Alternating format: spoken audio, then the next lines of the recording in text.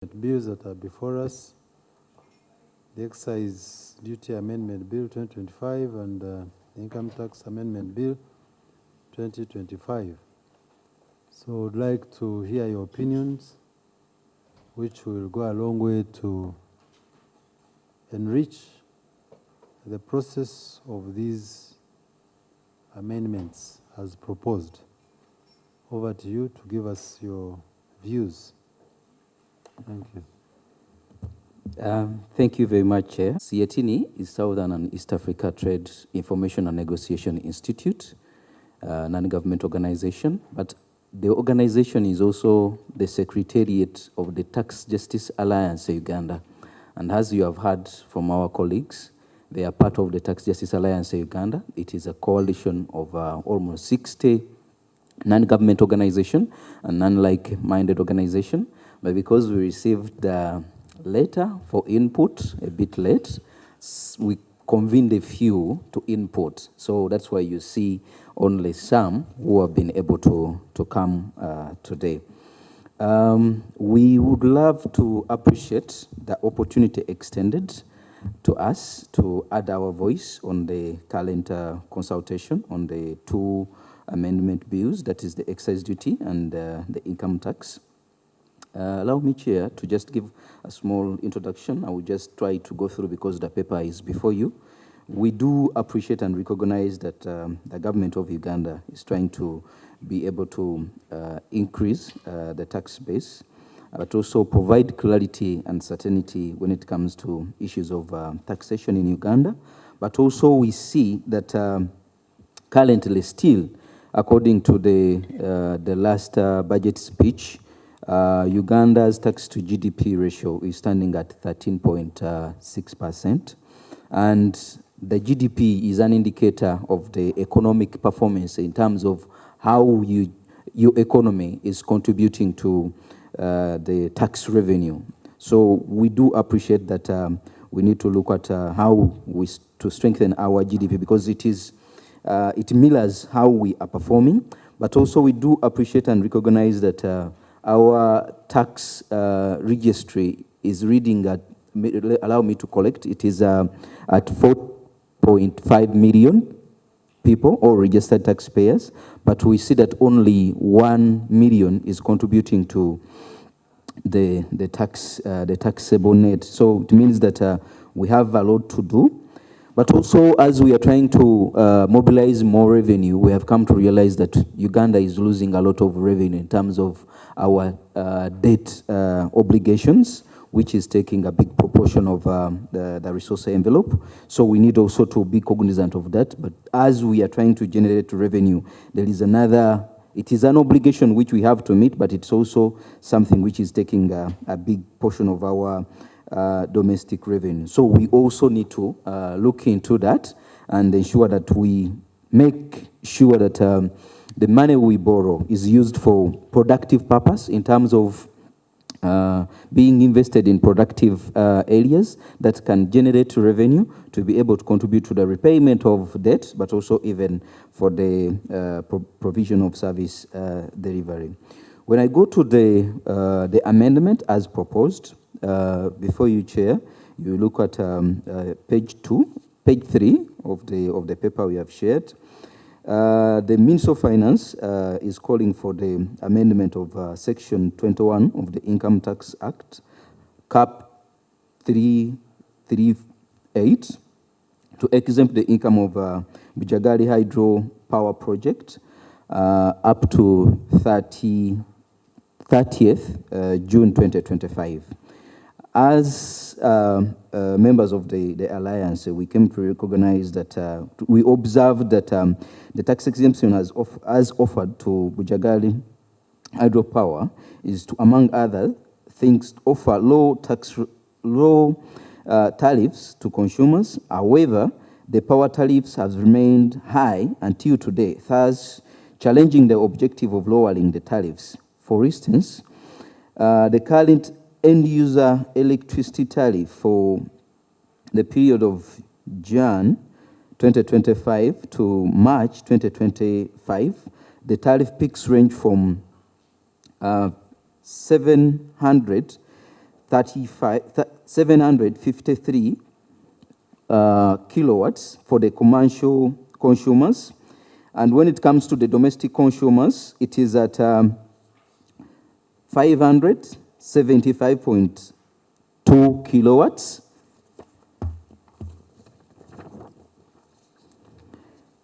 For medium industries, it is at 574 kilowatts. And when it comes to the large industrial consumers, it is around 466.7. And on average, we look at the average which have been provided to assess even, does it, if you look at the peaks, but also even on the average, do we really meet the intended objective of lowering the prices of... Sorry to interject.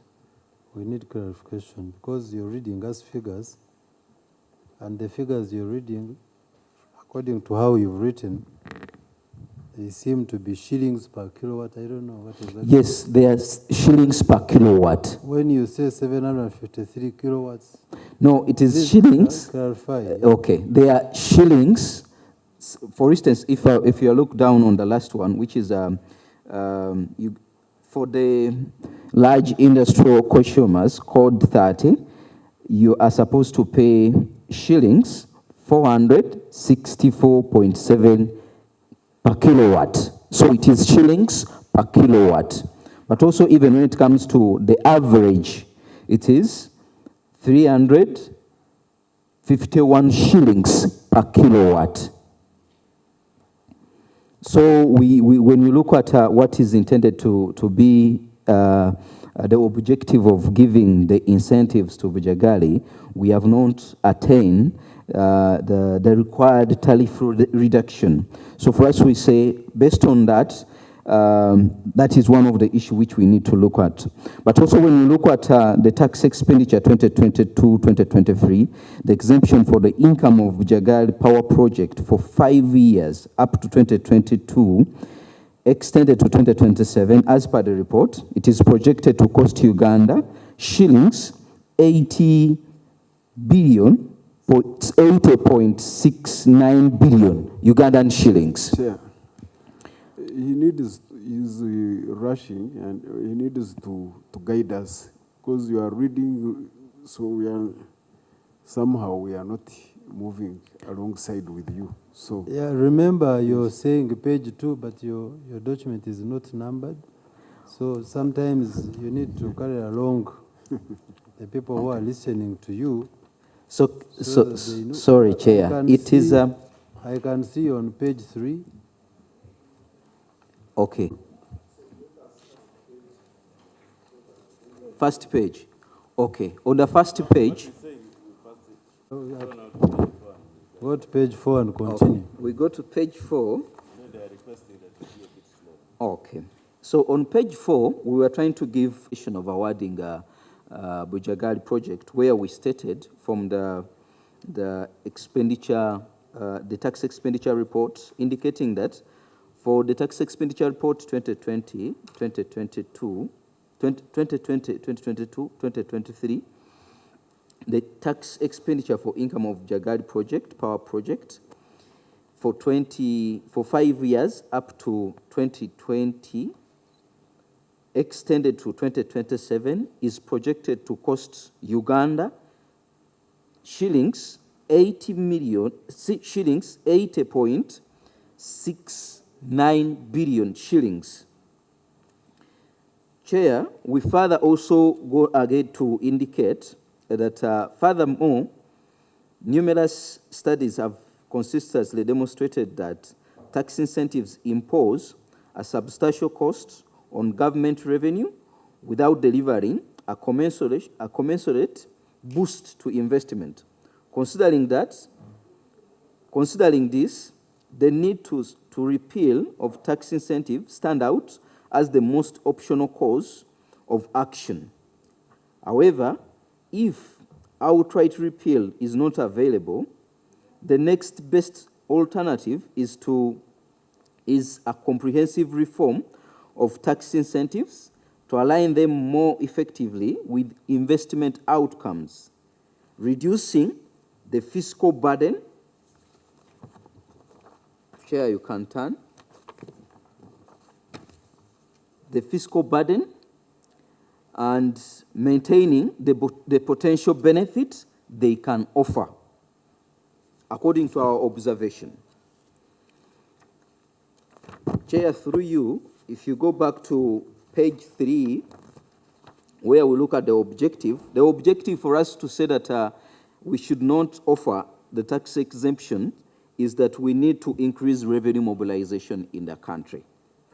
And therefore, before any consideration for renewal of the exemptions as proposed by the Minister of Finance under Section 21 of the Income Tax Act, there is a need to conduct an audit to assess the impact of Bujagali on revenue mobilization efforts. Chair, you can turn. Still, we say that the Minister of Finance, Planning and Economic Development should undertake a cost-benefit analysis on the revenue foregone through awarding of the exemptions to Bujagali and the beneficiaries in terms of the tariff rates for all categories of the end user.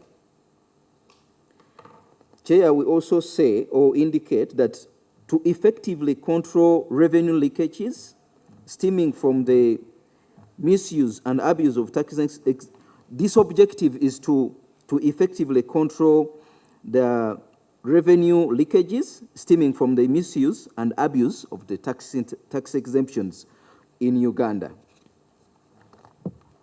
Chair, if you go back to page 3 on the justification, we are saying that with the need to finance the national development agenda, there is a need to rationalize the tax exemptions in line with the domestic resource mobilization strategy. And we also further indicate that income tax, as provided by the law, is levied on the profits. Therefore, if the company of Bujagali is making losses, they will not attract income tax. Therefore, there is no need for awarding a tax exemptions based on the income. So we are saying that if the company is continuously making losses and it is clearing, then there is no need for it to award tax incentives and exemptions. Chair, if you allow me to continue on the tax, on the excise duty, we observe that the proposed measure, that the objective of the Excise Duty Amendment Bill 2025 is to amend Schedule 2 to the Excise Duty Act, Chapter 336, to revise the excise payable in respect of undenatured spirits. In our observation, column 2, we note that the clause 3, 1 and 2, that is, any other denatured spirits that are locally produced of alcoholic strength by volume of less than 80%, or that are imported of alcoholic strength by volume of less than 80%. Both are subject to the same excise duty rate of 80% or shillings 1,700 per litre, whichever is higher. The equal treatment of the two other undenatured spirits makes the other locally produced undenatured spirits uncompetitive alongside the imported, thus discouraging local manufacturers and the intention of Build Uganda, Buy Uganda, Build Uganda, BUBU. The objective is we propose that any other undenatured spirits C, 1 and 2 are assigned a different excise payable treatment. And in our proposal, we say that we propose a 60% or 1,000 or shillings 1,700 per litre, whichever is higher, for the locally produced spirits, and 80% or shillings 2,500 per litre, whichever is higher, for imported and denatured spirits to boost domestic production and local manufacturing. And we gave an example of brands like Captain Morgan that are producing locally. We should attract, by awarding these incentives for local, by giving a low rate in terms of taxes to locally produced and denatured spirits, will attract other investors to come into Uganda because they are not given the same treatment. So the justification, we are saying that this will encourage or incentivize production of other undenatured spirits of local strength of volume less than 80% locally, as well as attract investment due to lower tax rates.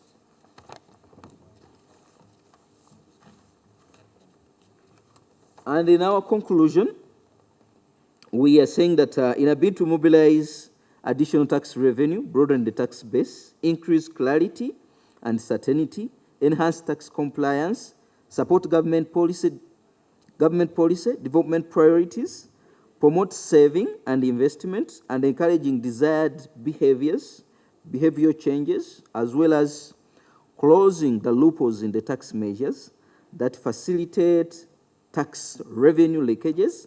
It is paramount to embrace the principles of equity, fairness, and certainty. Crucially, the government should ensure effective taxpayers' consultation in review and analysis of the tax amendment, tax measures, as well as boost taxpayers' education and awareness of their tax obligation. This will address the growing tax apathy among the taxpayers. We applaud the Parliamentary Committee on Finance, Planning and Economic Development for embracing stakeholders and public consultation and participation in the formulation of Uganda's tax policies, as this enhances ownership of the tax measures among the citizens who are the taxpayers, the business community, into brackets stakeholders, towards contributing to the national development. Ultimately, they... Mama Naj, how are you? I'm okay. Here are your bananas. Are they good? Very, very good. But you are always buying bananas. Have you updated yourself like you updated your stomach? Myself, Hey. Mama Naj. Look at this. My balance. Your balance. Mama Nash to give you the balance. That is a criminal. You can register as a voter or check. Rukia, did you hear? What? Vote update is happening. If you don't register, who will vote for your honorable? Trusted. Zara, did you send that report? I forwarded your email this morning. Peter, can you imagine? I just verified my voter's details online. I just verified my voter's details online, and it's as easy as sending a WhatsApp message. Really? Online? Yes. Show me. Uganda, your vote is your voice, and every voice matters. From 20th January to 10th February 2025, you can register as a voter or check to update your voter details. Visit our update center within your parish. Call 0800-200-071 or visit www. of civil society in domestic revenue mobilization processes is instrumental in shaping a fair and inclusive fiscal environment, aligning taxation policy with a broader goal of social welfare, public service delivery, gender-responsive resource allocation, and sustainable development programs, strategies, and government functions, thus fostering a more just and sustainable society. Therefore, as civil society under the umbrella of the Tax Justice Alliance Uganda, we are optimistic that the adoption of the CSO position herein will contribute to the fair taxation, inclusive and accountable tax system, hence revenue mobilization and realization of development aspirations envisioned in the implementation of the 4th National Development Plan 4, anchored on the 4 key growth areas of agro-industrialization, tourism development, mineral-based industrial development, including oil and gas, and science, technology, and innovation, including ICT. In short terms, MTS. Chair, I submit. Seatini. Have you looked at their formula of how to compute capacity payment? If you have, what is your comment? Two, have you implement and the Duoko Committee Report of Parliament? And do you have any comment on those two? And the last one, you're talking about taxes. If a company makes losses or zero income, is it supposed to apply for tax exemption? For example, it is a loss making, or it is making zero profit. Can it apply for tax exemption?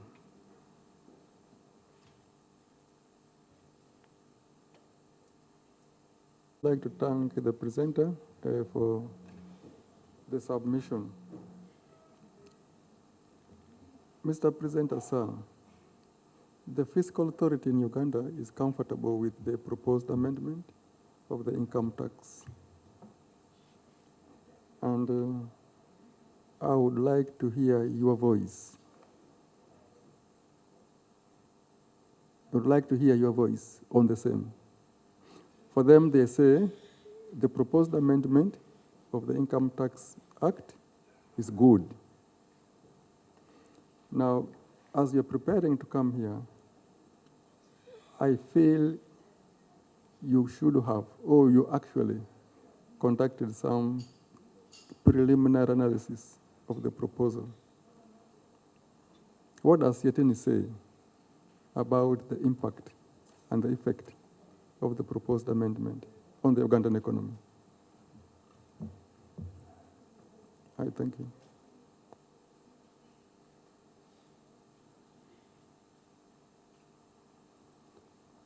Any other?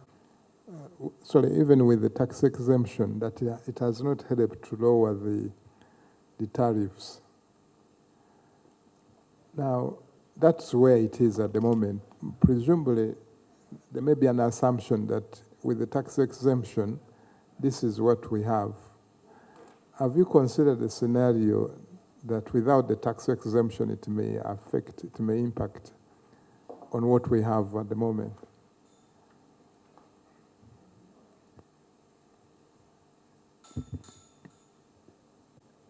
The objectives, and I see you bringing a figure that we did not have.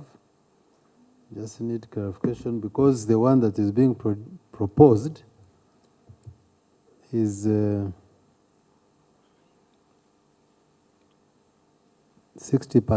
or 1,500 shillings, but you seem not to talk about it. You talk about 60% or 1,700 and 80% or 2,500. And I needed your clarification when you talk of undenatured spirits, and you give an example of Captain Morgan. Is it in that category of undenatured spirits? Because why are we talking about it here?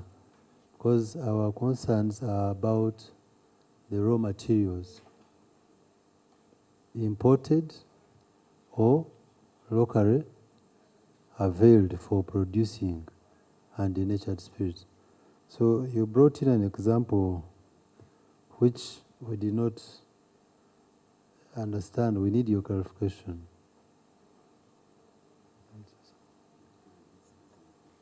Thank you. Yes. I'd like just to know what informs your proposals of those percentages. The 60% and then the 80%. 1,700 and then the 2,500. Of Ujagari hydropower project for 5 years up to 2022. Extended to 2027 is projected to cost Uganda shillings 80.69 billion. We just want to know the source and how we arrive at this, yeah? Bills, there were some figures that were proposed, and these were the figures. So bringing it back to context, for us, we believe that as Uganda, we shouldn't treat Ugandan companies at the same tax rates as imported products, and that's why in our proposals, we propose to lower it for Ugandan products and also have probably a higher figure for the imported products. However, coming back to specifically the brands. Before you continue. Yes, Chair. You know what the Chair had asked you is the proposals. And you know, to be emphatic on that, the proposal in the bill that there are companies in Uganda that have the ability to produce some of these undenatured spirits of the desired percentages of alcohol. However, what we note is, and in our proposal, because the idea was that we wanted to treat them the same, and in our proposal we are saying for purposes of boosting local production, even of these materials, would want to see a shift from the imports and have more locally sourced raw materials. We see during the times of COVID, Chair, that most of our materials were sourced locally. And for us, we believe we should see more of that continuity. The source of the percentages, as I said, my colleague will enlighten us on this, but the initial proposals, Chair, were 80% and 2,500, though the initial stand was at about 60% and 1,700 shillings for the undenatured spirits. We welcome the move if the percentage is becoming lower, because we believe raw materials shouldn't be taxed highly. And for us, I think it's a common position with your committee that that percentage is lowered further. Though our position was that we don't want government to lose a lot of revenue, and every time we suggest a lower threshold, government always asks us for alternatives. So I believe we welcome the move of having that lower to 1,500 and 60%. However, we still maintain that if it's for imported undenatured spirits, the figure shouldn't be the same. It should be a bit higher so that we can encourage these importers to establish farms locally. The example of Captain Morgan was out of context, but we wanted to put it into context that there are brands outside that are willing to establish locally if we provide the desired landscape for them to establish these production farms. And that's why we proposed, or we suggested that. Chair, coming back to the issue of whether the exemptions are helping to lower tariffs or not.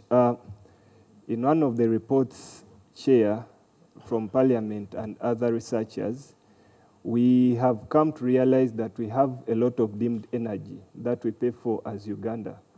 And I think most of the members are aware that over 90 billion is paid annually in deemed energy, meaning that we have electricity, but because we are not using it, we are losing over 90 billion annually. And for us, we believe that's a revenue loss, and extending an income exemption to some of these other companies, we are extending the loss further as government. And of course, we still believe that we have a lot of energy from all the power dams we have established, but there are challenges of distribution that we need to address as a country to lower some of these tariffs. So if you look at the high investments we've made in the electricity and energy sector, vis-a-vis the current pricing and electricity distribution, I think there are huge gaps that we need to address, and these are beyond income or tax exemptions. But also, Chair, beyond what has been suggested here, there is a report under Parliament. I can look for the exact source. But the research shows that this exemption, actually, we shall lose about 400 billion. If I'm to be more specific, it's about 460 billion. The income tax exemption specifically on the Bujagali. Sorry? Over what period of time? Over the 5 years period. But also, Chair, there is another report under the tax expenditure that shows that every year we are losing about 2.9 trillion in tax exemptions. But also over the 5-year period, we are losing about 12 trillion. And that's according to the tax expenditure reports by the Finance Ministry. But to put it into context, the 2.9 trillion we lose annually, Chair, that's about 12% of our estimated collection of revenue per year. So if you add all these exemptions together, Chair, you can imagine the loss of revenue we get. However, the challenge may not be with the revenue, but the Ugandans would want to understand the impact of these exemptions. If we are exempting Bujagali, have we seen more distribution of power, or have we seen a lowering of the tariffs? I think that's negative. But also, the fact that we haven't put in place strong checks and balances, as in how we provide these exemptions. I think that's another question that has been tabled at the House of Parliament over and over again. And I think at some times we wanted to cap the powers of the minister on awarding exemptions. So I think we need to take those powers back to Parliament to ensure that every exemption is strongly scrutinized. Coming back to our point of income tax and losses, for us, we believe that exempting a company on income tax basing on the fact that it's making losses, that would be a redundant exemption. Because every company that makes a loss, it's liable to non-remitting income tax without considering the recent amendments of a company declaring losses over the 5-year period, that then you can tax them on their gross. But going by our submission, Chair, we believe that if a company is making losses, we shouldn't treat it under the shade of exemptions, but we should audit and ensure that it's truly making losses, then we don't have any tax liability over that company. I'll end it at that, Chair. Thank you. Has had a leeway. But I think that has also now been returned to Parliament. And where exemptions are allowed, normally they are targeted at stimulating or achieving a certain policy. I think the weakness has been monitoring the performance of those tax exemptions. And I think that's where you would have helped us. I think just as an example, during the COVID times, the hotels, was it in the radius, outside the radius of 50 kilometers, were allowed VAT exemption by Parliament. And I think the idea was to stimulate guests going into those hotels. So I think the question would be, did it help or it didn't help? But I think it was very deserving. Now the problem is that we've tended to lump up all these exemptions, which are done in a good faith, and say that they are a bad way of running the economy. But I still don't understand your response to my earlier question. The assumption, and I may be wrong, but the assumption now is that with the tax waiver for Bujagali, this is what we have in place at the moment. The tariffs that we have now are as a result of the tax waiver. There is a big question as to what would be the impact then if what we've achieved now, or where it is now, as a result of the tax waiver, that it's taken away. I don't know whether you've considered that. Yes, yes, Chair. Thank you for that. Starting with Bujagali, Chair, the tariffs were relatively the same. Then even with Bujagali, we didn't see that difference or huge difference in terms of the tariff prices. Then even with the current waivers in place, Chair, still the status quo hasn't changed fundamentally. So for us, we believe that there are other probably administrative and structural issues we need to address, but not using the approaches of waivers and exemptions. Then, Chair, on the other issue that Honorable Kefa raises on the performance of exemptions and waivers, what we noticed, and from the consultations with URA, is that every time we give a company an exemption or waiver, those companies normally or rarely file returns, and that means they are rarely audited. So without that, we don't receive information as government as per their operations in terms of incomes and expenditures. So then it becomes hard to audit them and then know their performances and probably the revenue lost. So maybe as Parliament, the other key point or action point would be to ensure that every company that has an exemption or a waiver, you follow them to the dot to monitor their operations, ensure that they give you returns and those returns are checked extensively. Because what happens is at the end of the exemption, then we are not able to measure the impacts of these exemptions to the government, and that has been the main weaknesses with the exemptions we award. Thank you so much.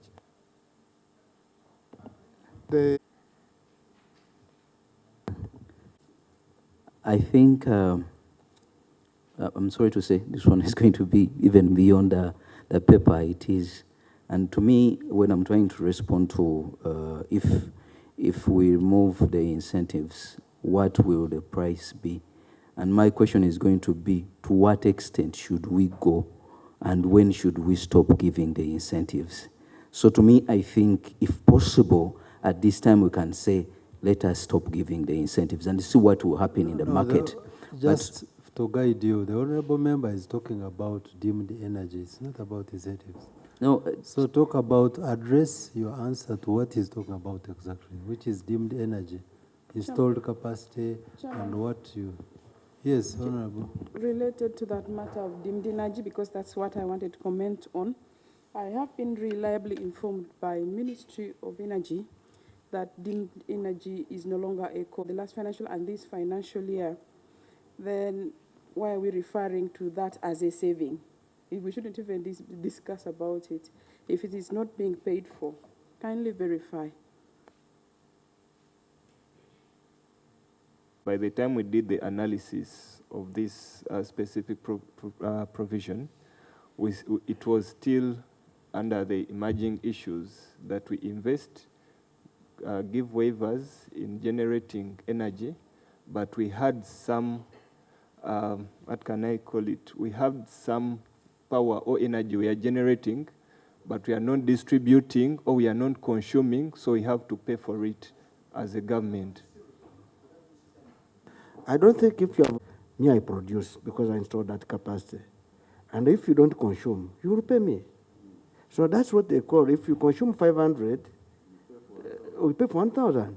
So when my sister says that Inaja said they don't pay, I don't think so. That's why recently, actually, we've been paying in Tororo. This man, what is this? Electromax. The reason you are seeing that payment of Electromax in Amuru, no, not Amuru, in Padero, Achua 1 and 2. They are not evacuating power, but they are producing what? Power. And we must pay for them. So I don't know which way. I was giving you information. So if you don't have information, it's better to listen. The Ministry of Energy says they are no longer paying. They have negotiated it as part of consideration for this tax exemption. So if you don't want information, please verify. No, but Mr. So that is the installed capacity. But what they are evacuating is less than 20. So they are paying for the 83. That's why when you go back to our records, in the budgets where supplementary, you look at the monies for what you call deemed energy, payment for deemed energy.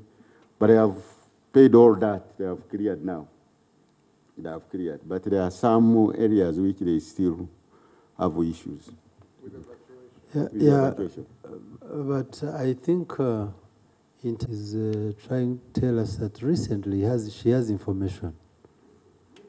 No, it was Chairman, paid. the committee is supposed to receive information. Yes. And if you don't agree with the information, you can put a vote. But you also have the liberty to ask the ministry to give you a written, or even to appear here to give you explanation on particularly deemed energy, so that we are not assuming a saving, reporting to the House that there is a saving on deemed energy when it is not there. It is well. That's why I'm saying this is information that has come in. It could be right. The Honorable Nakut could have got it even last week. It could be latest. So internally as a committee, we are going to follow it up. As simple as that. Yes. Which will match to a tune of over 400 billion. I think we come back to the same problem, and probably as Parliament is something you need to critically look into, because by the update, the companies want to forego the payments in deemed energy, but then they will slap you with more waivers because of the deemed energy. I think it's something that you'll need to follow up as Parliament. Otherwise, we may come back to the same discussion of waivers and exemption. Mr. Chairman, I think we may need the Minister of Energy to give these companies the quotas to supply to the grid. Now, if a project has a installed capacity of 50 megawatts, then you write to them and say, we need only 25, 26. Now, what's the implication? They normally, we ask that question, sometimes say, no, we are normally given quotas, what you should supply to the grid.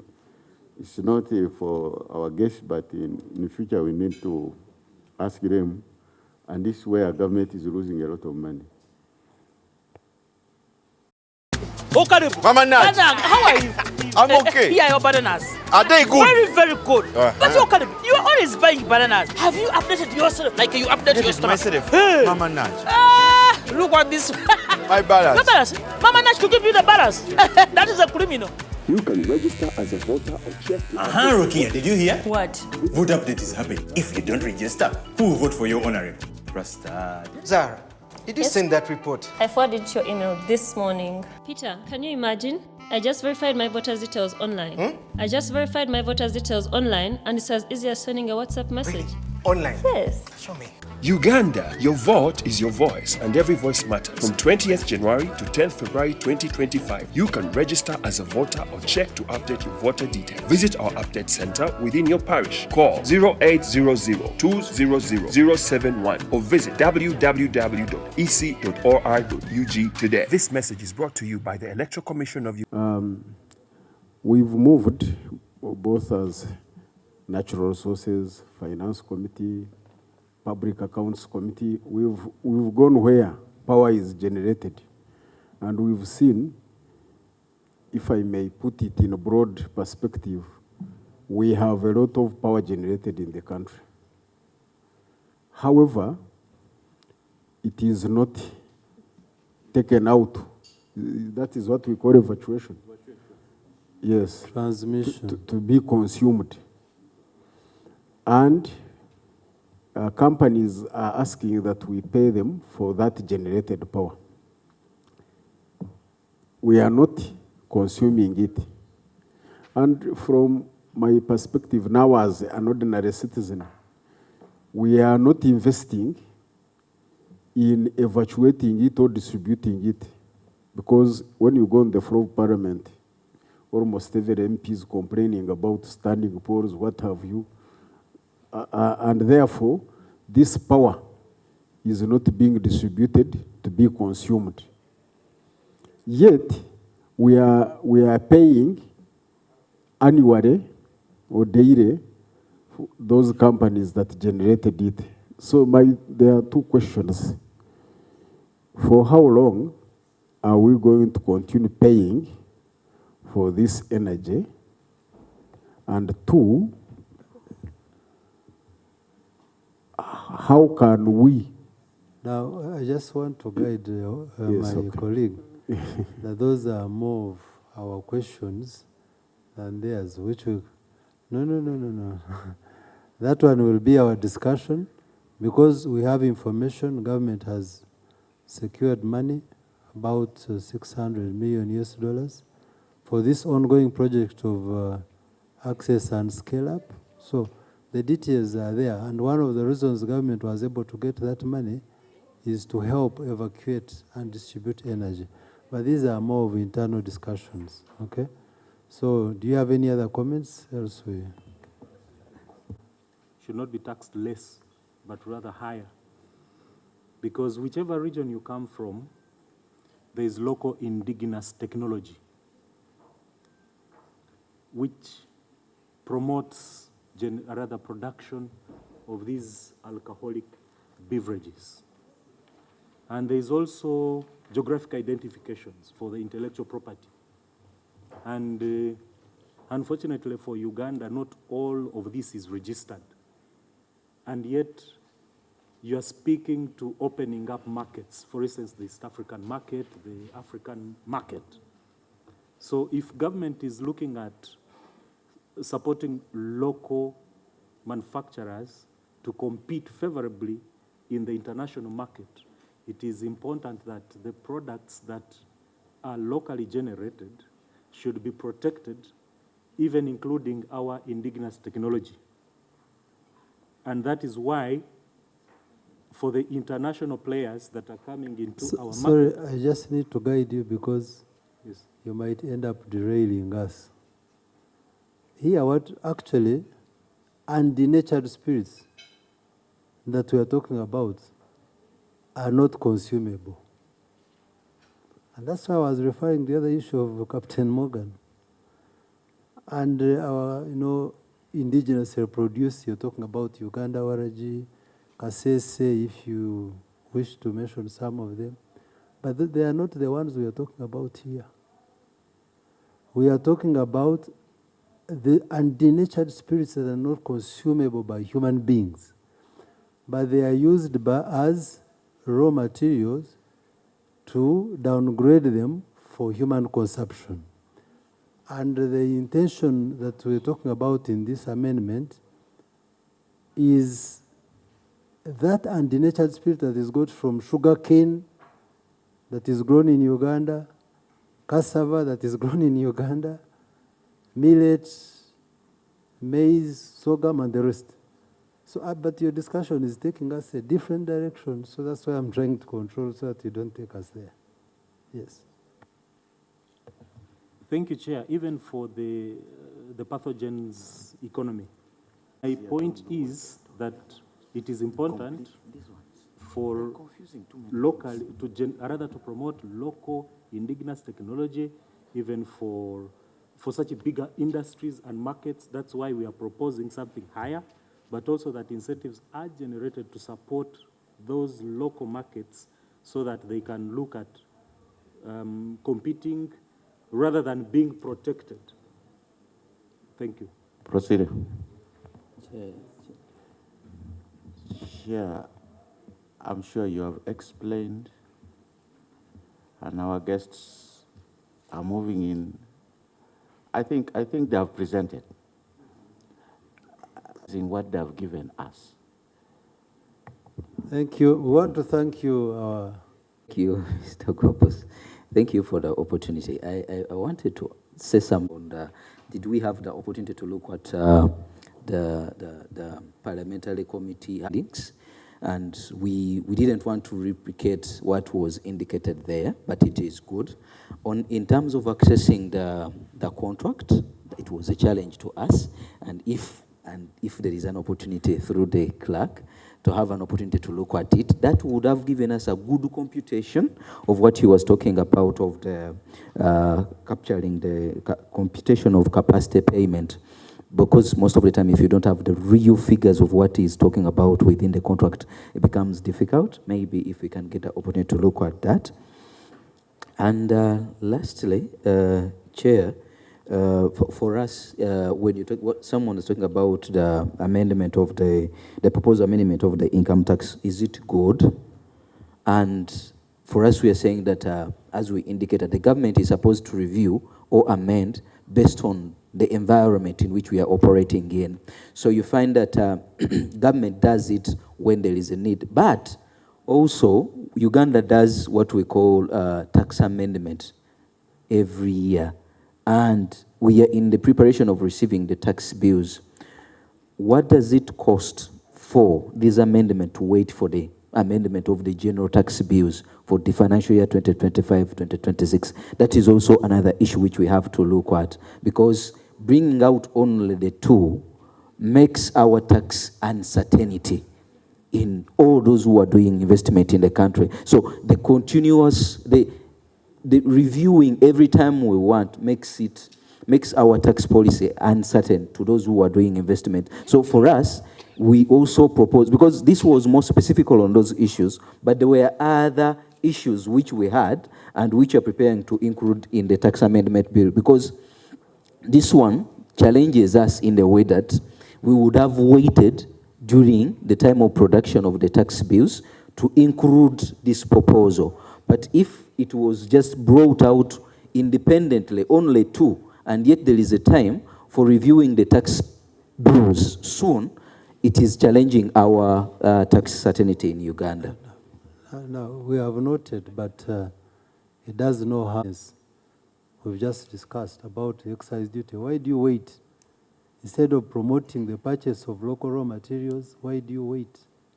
So for me, that's not an issue, except that we should always scrutinize our bills so that they are well researched and they lack any errors. But coming along the way, if there is something that has changed, our laws are not cast in stone, that we cannot change them. That is okay. So those are the observations. Can I have your concluding remarks? And thank you so much, Chair, for this opportunity. Comfortable with the amendments and what is our say as Seatini and also the members of the coalition. We are saying that however much we continue to bring these amendments on board and try to review, there is a need for us to always think about the impact that they create. Yeah. So we've looked at Bujagadi, like what honourable member has, one of the honourable members has asked. But before we look at its exemptions, for example, we always need to have, like what my colleague has put forward, an audit to find out whether really this qualifies for exemptions. Thank you so much, Chair. I submit. Yes, we would like to appreciate, and as you're aware, and you've put it in your submission, this committee is always open to your inputs because we are all stakeholders in this. Do not hesitate to come any other time when you're invited to give us your inputs. And your inputs will go a long way to help us polish our process of amendments as proposed. Thank you so much. You're allowed to move. Mama Nat. How are you? I'm okay. Here are your bananas. Are they good? Very, very good. But you are always buying bananas. Have you updated yourself like you updated your stomach? Myself. Hey. Mama Nat. Look at this. My balance. Your balance. Mama Nat to give you the balance. That is a criminal. You can register as a voter or check. Rukia, did you hear? What? Vote update is happening. If you don't register, who will vote for your honorable? Trusted. Zara, did you send that report? I forwarded your email this morning. Peter, can you imagine? I just verified my voter's details online. I just verified my voter's details online, and it's as easy as sending a WhatsApp message. Really? Online? Yes. Show me. Uganda, your vote is your voice, and every voice matters. From 20th January to 10th February 2025, you can register as a voter or check to update your voter details. Visit our update center within your parish. Call 0800-200-071 or visit www.ec.or.ug today. This message is brought to you by the Electoral Commission of Uganda.